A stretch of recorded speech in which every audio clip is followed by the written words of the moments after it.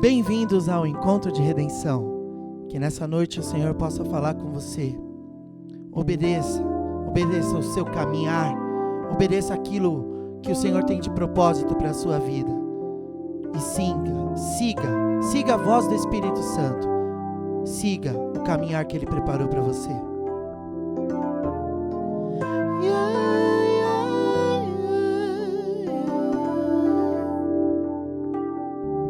Eu já senti o teu poder e ao teu lado pude andar. Vi o deserto florescer, muitos milagres pude ver.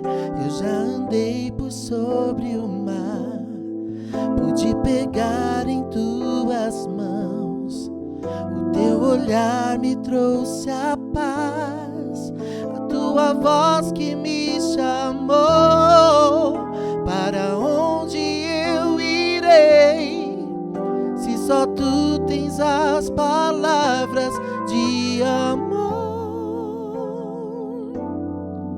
Se sabias de tudo, até que eu ia te trair, preciso do teu perdão. A dor que tive foi tão grande ao perceber que numa cruz morreu por mim, mesmo eu sendo pecador. Como pude negar ao meu Senhor, depois de tantas maravilhas que vivi? Oh, meu Senhor,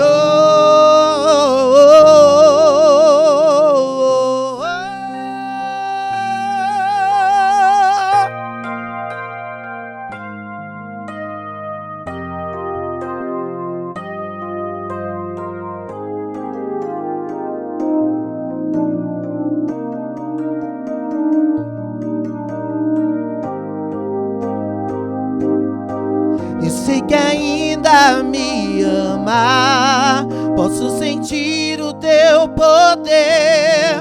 O meu chamado vou seguir, a tua voz obedecer. Vou ser um pescador de vida, levar meu povo a te conhecer.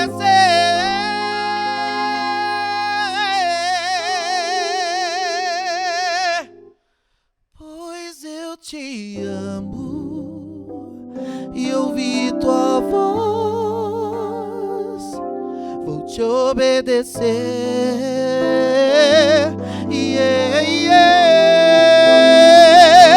Vou te obedecer, ó meu Senhor. Vou te obedecer, vou te obedecer, vou te obedecer. Vou te obedecer.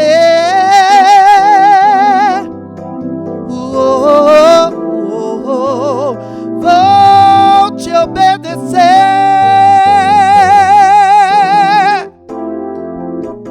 Vou te obedecer.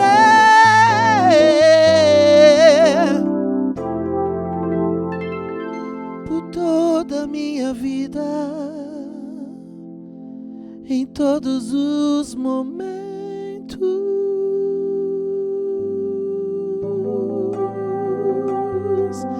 em todos os momentos.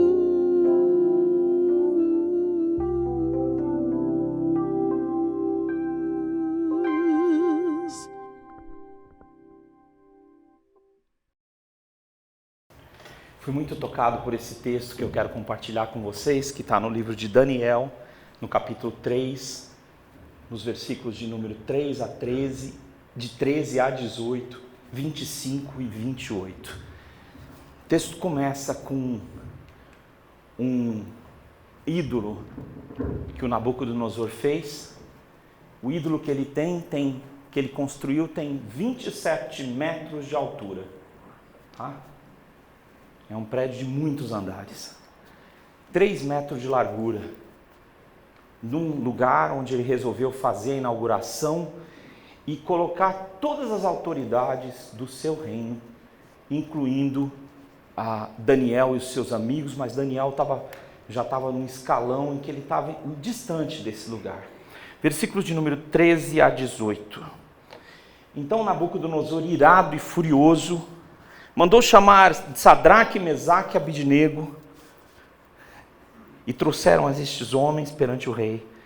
Falou Nabucodonosor e lhes disse: é verdade, ó Sadraque, Mesaque e Abidnego, que vós não servis aos meus deuses, nem adorais a imagem de ouro que eu levantei? Agora, pois, vocês estão dispostos a, quando ouvirem o som da trombeta, do pífaro, da cítara, da harpa, do saltério, da gaita de foles, vocês vão se prostrar e adorar a imagem que fiz? Porque se vocês não adorarem, vocês vão ser, no mesmo instante, lançados na fornalha de fogo ardente. E quem é o Deus que vos poderá livrar das minhas mãos? Responderam Sadraque, Mesaque e Abidnego ao rei: ó Nabucodonosor, quanto a isto, nós não temos necessidade de te responder.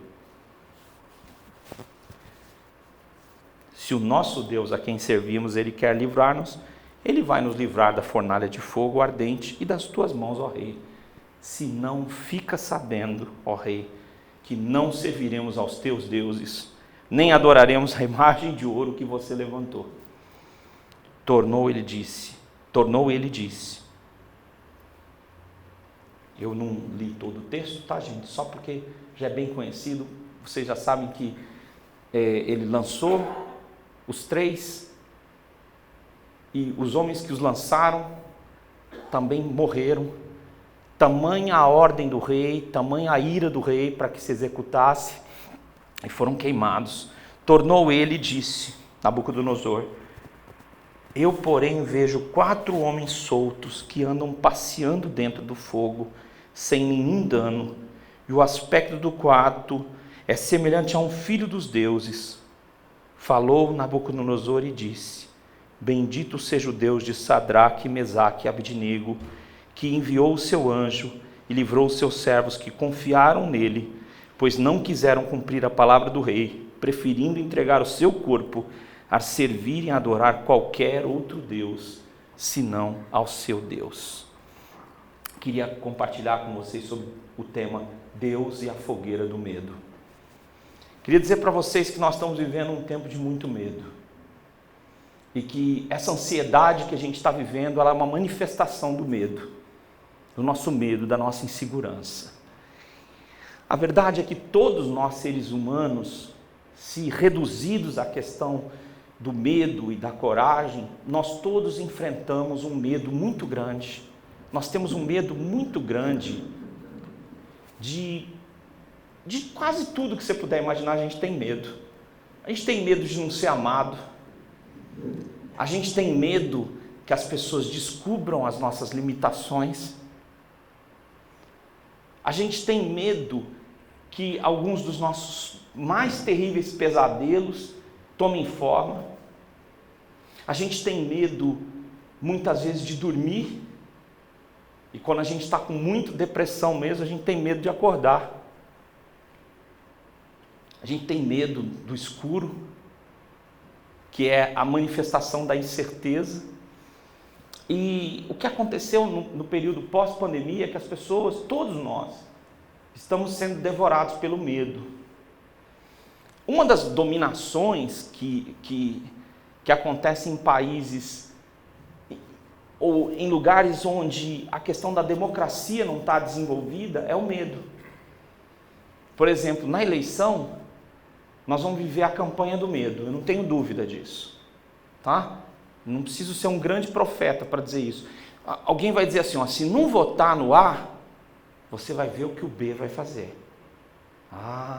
Se o B ganhar, ele vai comer os olhos de vocês. E vai pegar a Bíblia e vai... E o B vai dizer, se vocês votarem no A... E aí pode repetir os mesmos assuntos. Vai comer os olhos de vocês, vai pegar a Bíblia de vocês. E esse discurso do medo é um discurso que permeia a nossa história hoje. Uma das maneiras que os povos da antiguidade usavam para dominar as pessoas era o medo. tá? Então, assim, os impérios na antiguidade, eles eram cercados pelo medo. Um dos primeiros impérios que se levantou, que foi terrível, talvez um dos mais cruéis, né? Ele tinha uma característica de torturar tão fortemente os povos dominados que eles ficassem completamente apavorados, né? Então, a gente vê o império assírio, ele tem uma característica de muita crueldade, e de dissolver as pessoas, ou seja, pegar as pessoas de um país e mandar para outro, e dominar com a sua cultura, de forma que ela esteja acima de tudo. Os babilônios usam muitas ferramentas. Vocês estão vendo uma ferramenta que é uma fornalha feita no chão, tá? Abaixo do chão, onde as pessoas vão alimentando o fogo, e onde jogar as pessoas no fogo e observar. Eu não sei os detalhes da construção para dar para vocês, são muitas possibilidades, mas a ideia é de que eles podem ver a pessoa pegando fogo, e é uma tortura muito cruel. Essa ideia de pôr fogo nas pessoas durou quase todo o período da antiguidade, e ainda não duvido que esteja acontecendo nos nossos dias. Então, pôr fogo nas pessoas, ou dizer, olha, se você não se dobrar ao meu domínio, eu vou pôr fogo em você. Hoje, lá em Xangai, as pessoas estão vivendo uma situação de tremendo pavor. Você não precisa estar em Xangai, nem precisa ter as informações de nenhum brasileiro para saber isso. Todas as pessoas estão trancadas em casa, sem poder se locomover, para a ideia do quê? Do vírus zero, né? Ninguém vai ter vírus aqui. E se você sair, você enfrenta o poder do domínio do partido.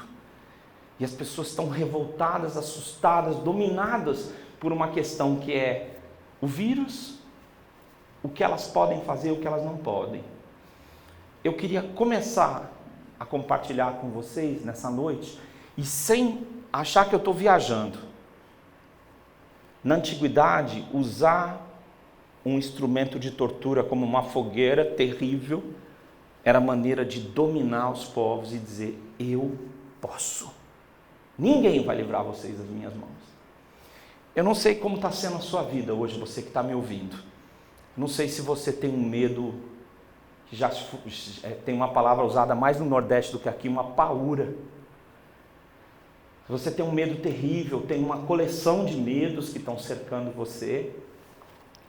E as pessoas, elas gostam de trazer verdades assustadoras para nós, né?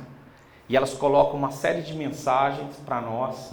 E algumas mensagens são terríveis. Algumas pessoas têm coragem de dizer para os outros o seguinte, você nunca vai vencer. Você nunca vai ser. Eu não sei o que a pessoa ganha com essas expressões. Mas tem gente que usa essas expressões. E vai transformando a sua vida numa fogueira de medo. E você passa a acreditar que você não vai dar certo, que você depende, e que se você se vir em você não adorando ao ídolo do medo, você vai ser capturado e tudo aquilo que você teme vai acontecer com você. Então, em primeiro lugar, eu queria falar com vocês sobre a escravidão do medo. O medo escraviza. A Bíblia diz isso em João capítulo 4. 1 João capítulo 4. O medo tem o poder de gerar tormento. Então Nabucodonosor chega com eles, e o Nabucodonosor é um indivíduo que ele é irado.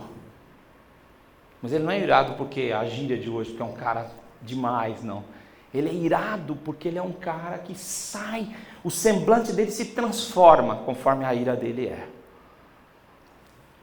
E quando disseram para ele, olha, tem 3 dos seus funcionários judeus que não fazem caso da sua palavra. Nossa. Todo mundo, infelizmente, gente, quase todos de nós somos xenófobos. Xenos significa estrangeiro ou estranho. Tudo que é estranho para nós já... Isso aí não dá para mim. Vamos falar, olha, os judeus, os caras, nós somos babilônios, nós somos né? Como que o cara vem falar que um judeu não está servindo, né? Nabucodonosor, o rosto dele se transformou. E o que todo mundo que trabalhava para Nabucodonosor sabia, e quem também servia a Nabucodonosor também sabia? Que quando Nabucodonosor transformava o rosto dele, gente ia morrer. E ele era tão perverso que Deus resolveu, um capítulo depois, transformar ele num bicho. Não sei por quanto tempo humano, mas ele virou um bicho. Os pelos do corpo dele cresceram ao ponto dele parecer um bicho.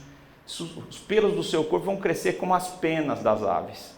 E você vai pastar. E vai ficar louco. Para que você saiba que Deus reina. E quando Deus resolveu dar esse castigo para Nabucodonosor, ele diz: você fez o sangue de inocentes correr como água pelas ruas. E você não se arrependeu. Então, quando Nabucodonosor resolvia matar, meu amigo, ele tinha só dois tipos: rápida ou lenta. Falou: eu vou fritar vocês. Eu quero ver quem é o Deus de vocês, que é que pode me enfrentar. Nós estamos vivendo um tempo em que ser gospel, ser evangélico, está na moda. Fico muito assustado com a moda às vezes, sabe? Fico mesmo. Mas hoje está na moda. Ser evangélico está na moda. Mas quando o evangelho chegou no Brasil, ser evangélico era ser esquisito.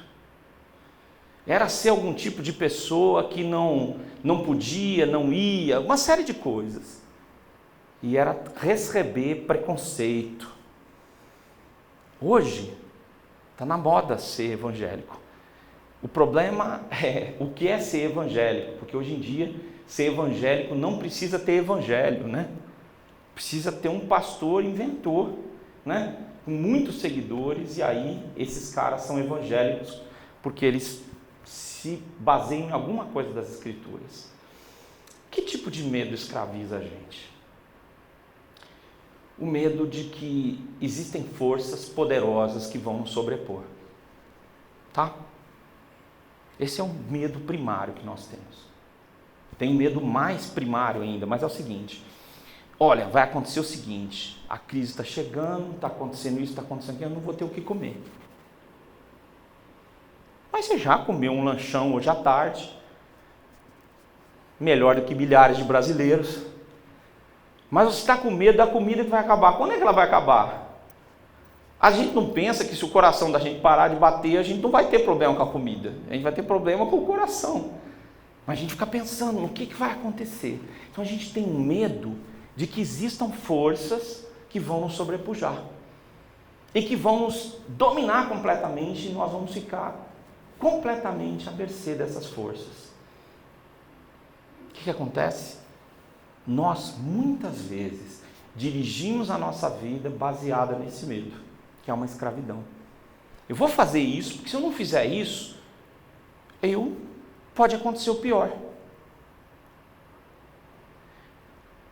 E eu queria te dizer uma coisa já, antes, para desarmar algumas questões dessa do medo. Eu e você não precisamos viver o pior. Nem precisamos esperar o pior. Nós precisamos esperar o melhor. Mas a gente já vai falar disso um pouco.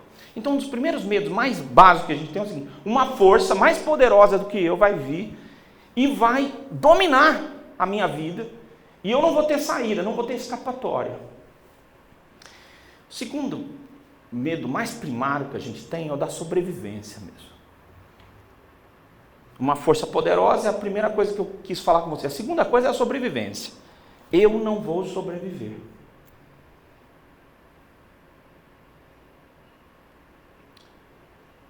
Esse medo, ele é um medo muito presente.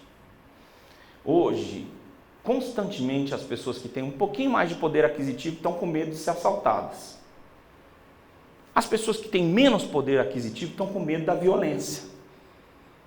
Mas todas as pessoas têm um problema com a segurança pessoal. E esse é um problema grave. grave em todo tempo, em qualquer lugar, infelizmente no Brasil de forma geral. Há lugares no Brasil em que a violência já escalou a limites, não há limites para a violência. O Rio de Janeiro é um desses lugares, infelizmente. Em que existem núcleos onde a autoridade do governo não tem poder. E é assustador isso. Mas não pense que São Paulo também não tem esses lugares. Tem também. E as pessoas nesses lugares, elas são orientadas, e tem gente que vem repetindo isso para mim, dizendo que você tem que conversar com o bandido, né, com toda a educação possível, né? Eu vejo gente sempre repetindo essa conversa. A gente tem que conversar com todo mundo, com toda a educação possível sempre. Mas temer a sua sobrevivência, ou basear a sua sobrevivência em você mesmo, é colocar uma confiança em você que você não pode garantir para si mesmo. Um dia nós estávamos em casa, eu tenho dúvida disso, acho que foi em 2019, depois, maiores dúvidas, procure a Marta, que está aqui com a gente hoje. Mas em 2019, acho que outubro mais ou menos, nós levamos o Lucas começou a dizer que estava com uma dor de cabeça terrível, e eu falei, não é possível, como um menino pode ter uma dor de cabeça terrível? Mas ele começou a falar para a mãe, imediatamente nós levamos o Lucas para o hospital. Quando nós chegamos no hospital, um dos médicos diz, olha, a indicação é que ele tem meningite.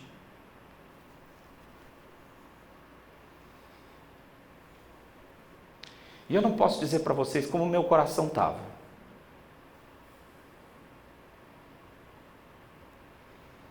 E pode ser viral ou bacteriana. Se é bacteriana, sequelas garantidas sempre, né?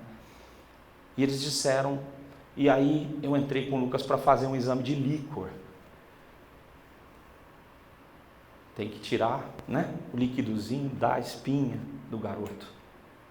O Lucas estava com 9 anos nesse período. Ele começou a gritar, papai, papai, e eu, fazer o quê? Né? E aí, os primeiros exames deram que o Lucas tinha uma meningite bacteriana. E eu me lembro que no quarto, ele estava bem, a dor de cabeça passou, e ele começou a me fazer aquelas perguntas, papai, o que está acontecendo comigo? O que vai acontecer comigo? E eu posso dizer para vocês, estava muito escuro naquele quarto. E eu disse para ele uma coisa que era a única coisa que eu sabia dizer. O seu pai vai cuidar de você. Porque antes de eu ser seu pai, o seu pai vai cuidar de você. Eu não tinha muitas palavras. E o Lucas, quando o exame foi refeito pela terceira vez, ele tinha uma meningite viral, ia passar rapidamente, sem sequelas, e a gente voltou para casa. Mas não sem uma profunda experiência de que você não pode garantir nem a vida do seu filho, nem a vida das pessoas que você gosta, nem a sua própria vida. E que o seu medo e o meu medo de sobreviver existem, por isso Jesus nos ensinou a orar dizendo, o pão nosso de cada dia, o Senhor é que nos dá hoje, não somos nós, é o Senhor. Porque se o Senhor não der, ou se o Senhor resolver que o nosso coração pare, nós não vamos comer esse pão. Então, nosso segundo medo primário que nós não conseguimos evitar é o medo da morte mesmo, o medo da sobrevivência, que nos faz, e que nós dizemos, em nome dessa sobrevivência, nós escolhemos caminhos para nós durante a nossa vida. Caminhos de adorar o Deus de Nabucodonosor, porque não vai ser nada tão grave, é da boca para fora, ou é de joelho para fora, não vai pegar mal nenhum, se eu tiver essa escolha. Só que o medo, ele tem uma característica, ele nunca anda sozinho. O medo, ele vai se aglomerando com outros tipos de fobias, e vai transformando-se numa estátua gigantesca. E essas estátuas da antiguidade, elas são assustadoras, a maioria delas. E essa ideia da antiguidade é que Deus tem que meter medo mesmo. E eu queria contar para vocês que quando você estudar a cultura grega e for lendo Homero, o que Homero escreveu, a Ilíada, a Odisseia, você vai ver que o tempo inteiro eles estão com medo dos deuses. Por quê? Porque se a gente não fizer um acordo com eles, nós vamos perecer. A terceira coisa que está muito em voga hoje é uma religião do medo. E eu sinto muita tristeza de falar o que eu vou falar para vocês, mas eu vou falar. Existem líderes religiosos que estão pautando a sua orientação para as pessoas baseada no medo. Então tem gente que fala assim, ó, aprendi lá na igreja que se não der o dízimo, o maligno vem e arranca as teias do barraco. O dízimo é o dízimo, tá? As teias do barraco, né? O telhado da casa dele.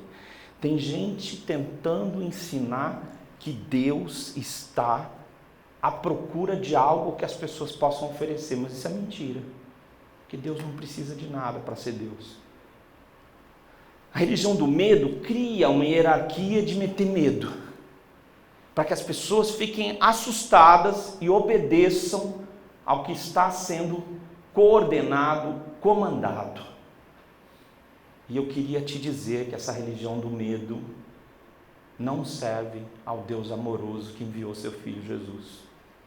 Deus não é esse tipo de pessoa que está à procura de castigar você, destruir você, matar você. O inimigo de Deus quer matar, roubar e destruir. Deus não. Deus ama você. Deus tem um plano maravilhoso para mim e para você. Então a terceira coisa que Nabucodonosor disse, se você não adorar os meus deuses, você vai ver o que eu vou fazer. Pois é. Não.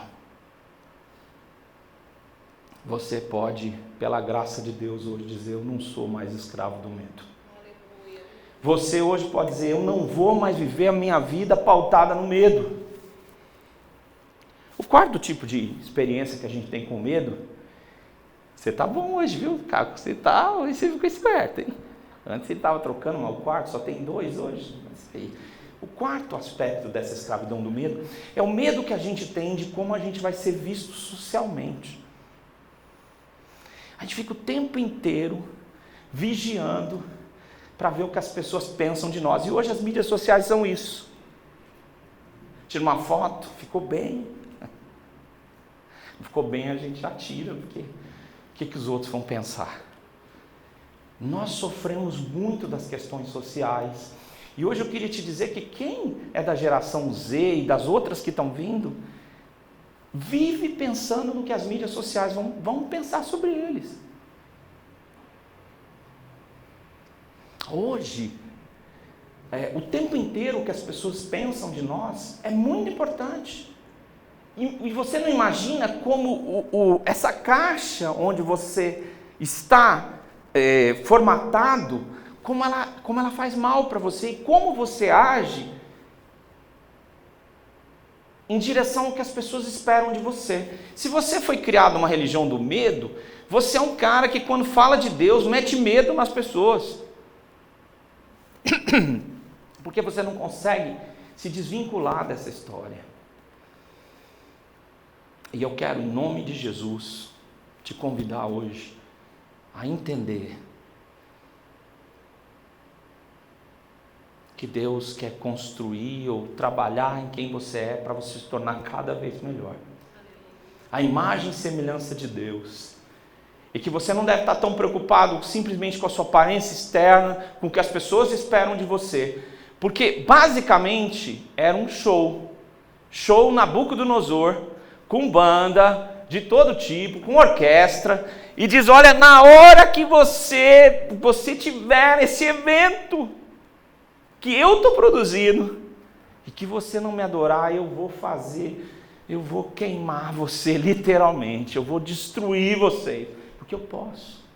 Vou queimar a imagem de vocês e vocês vão ser considerados os traidores. Vou dizer para todo mundo que vocês são traidores.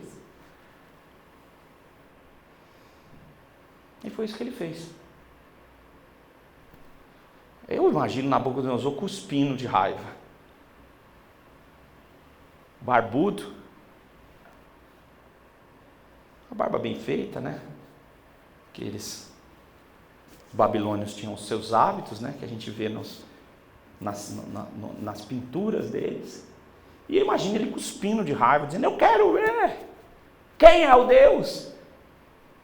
Quando esses homens começam a responder, eu queria ler para vocês, porque eu fico imaginando, e eu preciso, para passar para o segundo aspecto, ler isso para vocês. O Sadraque, o Mesaque e o Abednego, que não, o nome deles não é esse, são nomes que foram dados para eles para representar os deuses de Nabucodonosor ou dos babilônios, né?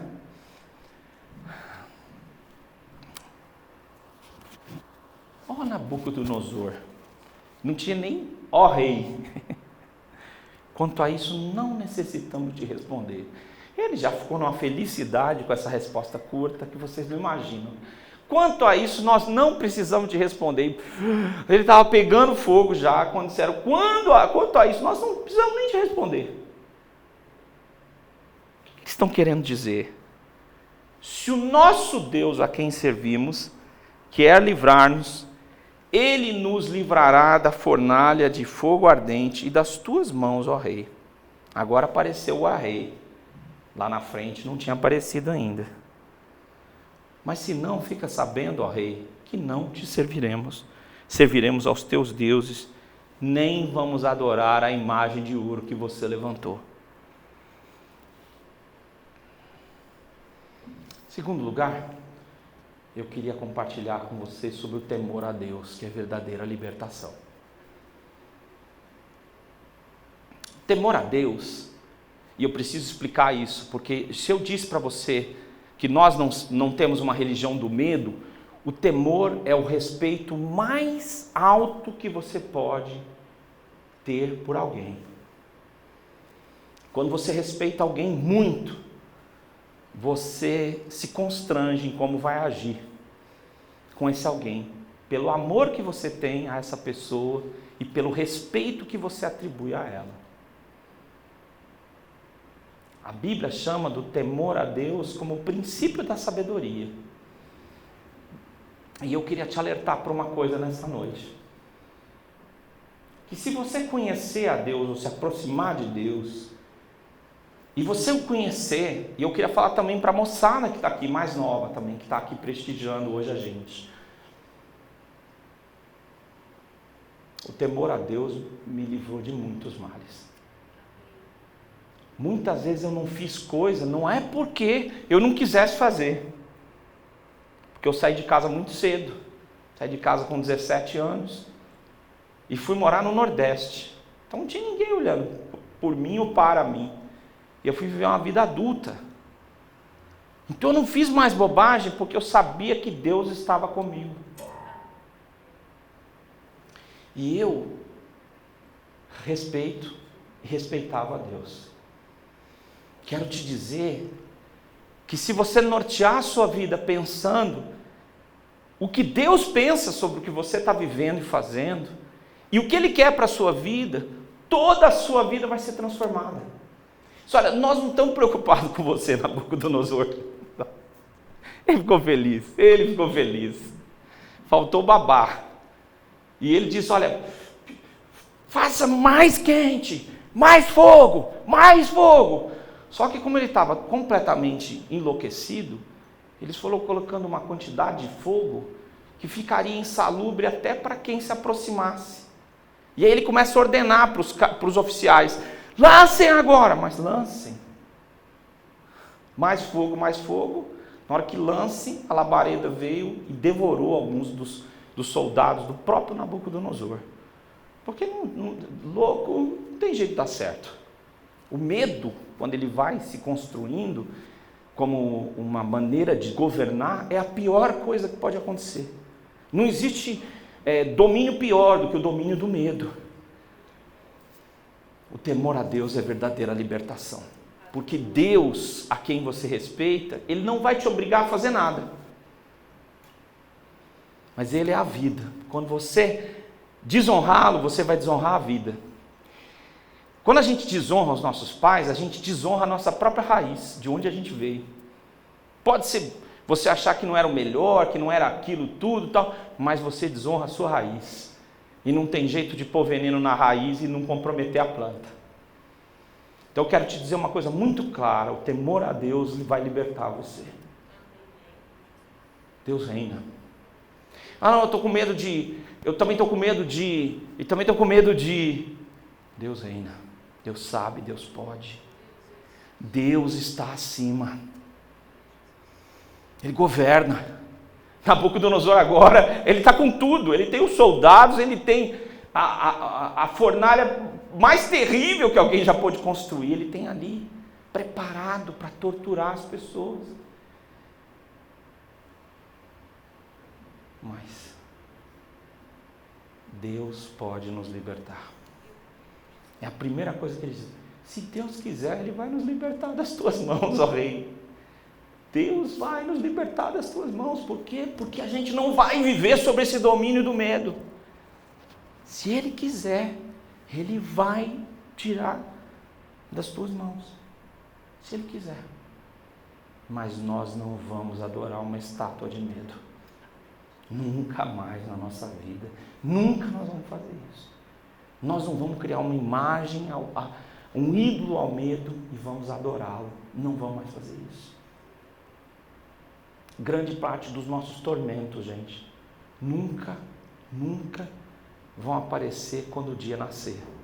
Eles não vão existir. Muitas das coisas que a gente passa a noite inteira com medo, dias após dias com medo, não vão acontecer. Mas, muito mais do que a metade daquilo que nos apavora, nunca vai acontecer conosco. Então nós somos atormentados. 1 João 4,18 diz que o medo produz tormento. Eu não vou mais adorar ao tormento. Eu não vou ser atormentado. Eu não vou me submeter a temer algo mais do que o Senhor. O respeito a Deus e o respeito, ele está caindo em desuso. Então, se por um lado antes o respeito estava misturado com o medo, porque, não sei se vocês sabem, no Brasil tinha uma ferramenta para ensinar que chamava palmatória. O indivíduo estendia a palma, se ele errasse a pergunta, e o professor sentava a palmatória. A pessoa que aprendizado suave esse aí, então isso existiu no Brasil. E aí o que acontecia quando o professor, dependendo do pedaço de madeira que o cara tem, o cara entra na sala, todo mundo já na posição de sentido, porque como é que faz, né? Se errar a pergunta, se não respeitar. Isso é o lado extremo. Mas algumas atitudes de respeito, elas foram desaparecendo. Então você vê criança pequena dando uma bolacha na cara do pai e da mãe, no restaurante, que você fala, nossa, essa doeu na alma, né? Aí o pai sem graça, aquele risinho, né? Deveria ser um alçapão, né? Quero sumir. Então hoje a gente vê um desrespeito familiar muito grande, não só de filhos para com os pais, mas de pais para com os filhos. Ué, tem pai matando filho, filho matando pai. Isso é o extremo do desrespeito. Na escola, o camarada chega para o professor e diz que não, ele repetiu, né? Ele fala, espera lá fora que eu vou te pegar. Parece inconcebível para quem é mais velho aqui, mas está acontecendo hoje. Não numa escola, em milhares de escolas. O desrespeito entre as pessoas tem tomado uma proporção que é muito grande. Socialmente, isso se instalou. Então, quando a gente fala sobre respeitar a Deus, quem não tem respeito com nada, nem com a própria vida, como é que ele vai entender o que é o temor a Deus? Sem imaginar que é um medo de um Deus cruel. Ele não vai entender. Porque ele não conheceu Jesus. E Jesus não o redimiu. Porque o dia que Jesus for na sua vida e redimir você, você vai dizer, eu agora respeito ao Senhor em primeiro lugar, porque Ele é o Deus da minha vida. E nada nem ninguém vai ser maior que isso. Eu não vou deixar que o medo fique maior do que o respeito que eu tenho a Deus.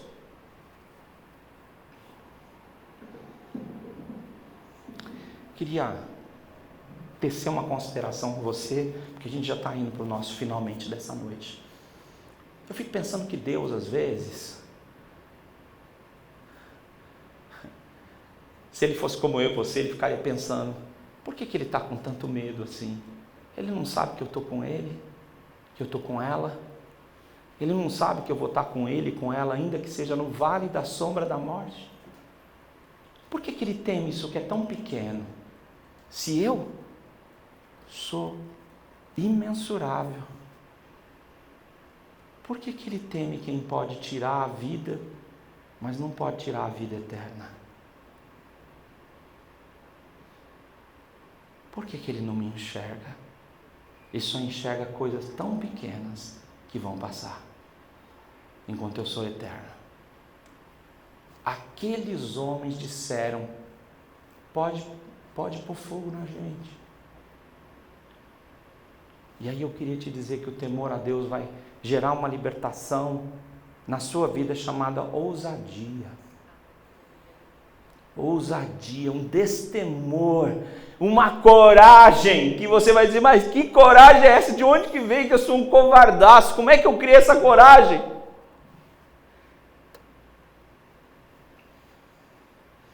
Ousadia. A Bíblia diz que Deus dá espírito de ousadia. Então muitas vezes para nós, gente, a gente precisa de fato temer a Deus para ter um espírito de ousadia. Quando Pedro e João começaram a pregar, eles eram pescadores, pescador não fala direito, e eles começaram a pregar com uma autoridade. O pessoal diz, mas esses homens, eles não estudaram, como é que eles falam desse jeito? É que eles estiveram com Jesus. Estiveram com Jesus, então eles têm uma autoridade para falar, têm uma autoridade para curar. Queria te dizer que Deus está te chamando para exercer autoridade contra o império do medo, onde Satanás domina. Deus está te chamando para exercer autoridade contra as trevas, para proclamar que Jesus é luz. Deus está te chamando para resplandecer, mesmo que para você experimentar essas coisas, você só tem um jeito, temor a Deus, é que isso aconteça com você. E é por isso que eles foram lançados de roupa e tudo e amarrados, para não ter risco, né? Nenhum deles saírem. E aí Nabucodonosor começou a olhar e disse, mas não jogamos só 3? E agora tem um quarto, e ele parece um filho dos deuses, aparência poderosa. E agora eles estão ali trocando a ideia lá dentro. O que está acontecendo? Eles estão conversando, eles estão ali. O que está acontecendo? E aí, se você ler o texto, capítulo 3 é bem grande, e eu selecionei alguns trechos para nós. Ele diz, servos do Deus Altíssimo, saí, venham.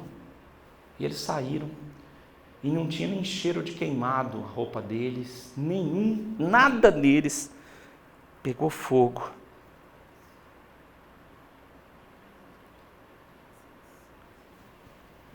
Nabucodonosor diz, bendito seja o Deus de Sadraque, Mesaque e Abednego.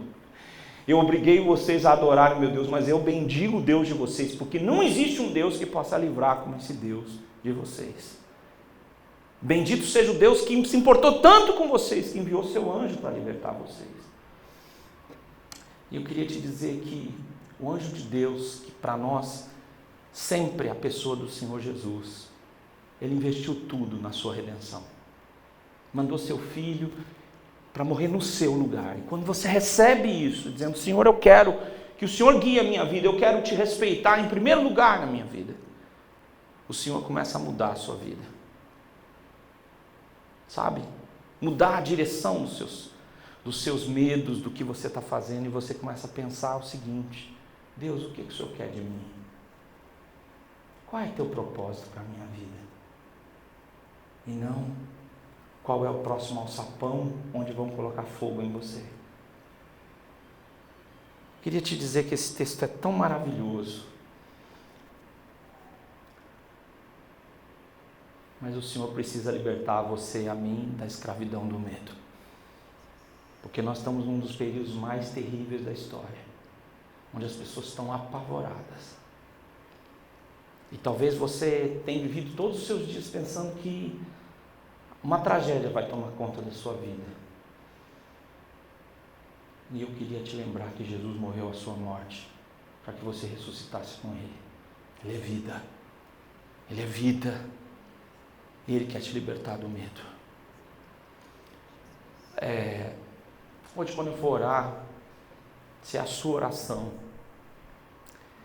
eu queria te convidar, na hora que eu for orar, para que você se colocasse de pé. Não fique de pé ainda não. Para você que diz, eu não vou mais servir o medo. Eu vou ter intrepidez para viver a vida que o Senhor planejou para mim. Eu vou viver a vida que o Senhor deseja que eu viva, em nome de Jesus. Vamos orar? Quero orar por você. Quero orar com você. Quero convidar você que quer assumir uma postura ousada de temer ao Senhor. Acima de tudo, queria convidar você a se colocar de pé para essa oração.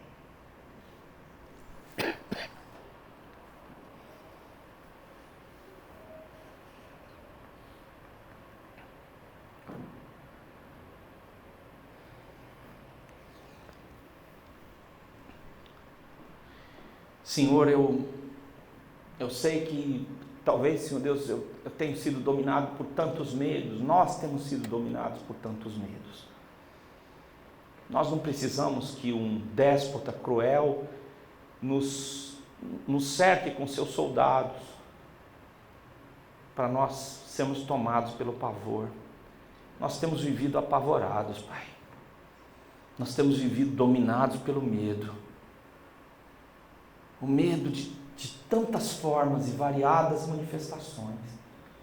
Mas hoje à noite, em nome de Jesus, nós pedimos, Senhor, que o Senhor venha ser, Senhor Deus, o Deus da nossa história.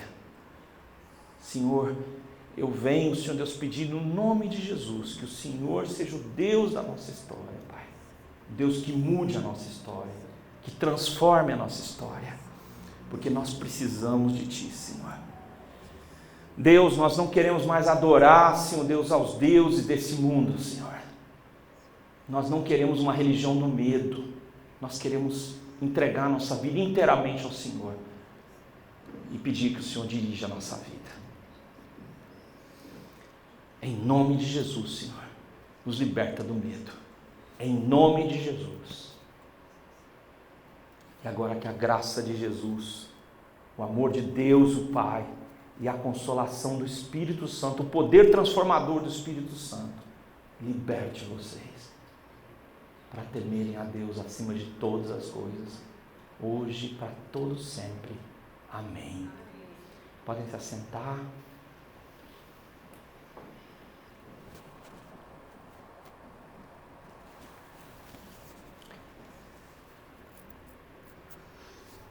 Eu não combinei com eles, mas eu vou pedir para o Daniel ficar de pé. Só tem você, é o Daniel, é você mesmo, tem um outro aí, tá? É que é Shabariberi, mas eu fiquei com medo de vocês pensarem que eu estava falando em línguas aqui, né? Mas o sobrenome dele é Shabariberi, certo? Denis, tá? Também vou colocar Manu. Hoje, quando a gente estiver passando o vídeo, se você precisa de uma oração, eles vão estar cada um no extremo aqui, para você orar com eles. São pessoas que oram e que podem orar pela sua vida também hoje, tá? Manu, fica de pé, porque você fez assim. Então, agora já pode sentar, todos vocês aí, tá bom? Daqui a pouquinho a gente vai passar o vídeo do Redenção, mas eu queria que você visse o vídeo de uma outra forma. Eu nem estou preocupado com o volume, se já está tudo espetado aí. Eu queria que você pensasse em como a gente pode ser uma igreja para a cidade, enquanto a gente passa essas imagens do Redenção, enquanto você pode procurar oração com esses irmãos, vão estar de pé cada um no extremo aqui, para orar por você. E eu queria falar que na terça-feira, 7 horas da manhã, até as 7h40, a gente tem uma reunião de oração, e depois tem um café, né? Tem uma batalha, assim, começa das 7 às 7h40, depois tem um alívio maravilhoso, né? Então a gente tem oração e café na segunda, na terça, aliás, essa terça agora, que é a primeira do mês, a gente sempre se reúne para fazer isso. Por falar em café, Temos um cafezinho maravilhoso hoje. Não temos, entretanto, hoje, porque ninguém se voluntariou para trazer, então só tem café, tá bom? Semana que vem você fala que eu vou resolver esse problema, e aí vai ser resolvido o problema, tá bom? Então, nós vamos ver um pouquinho do vídeo e você pode pedir oração.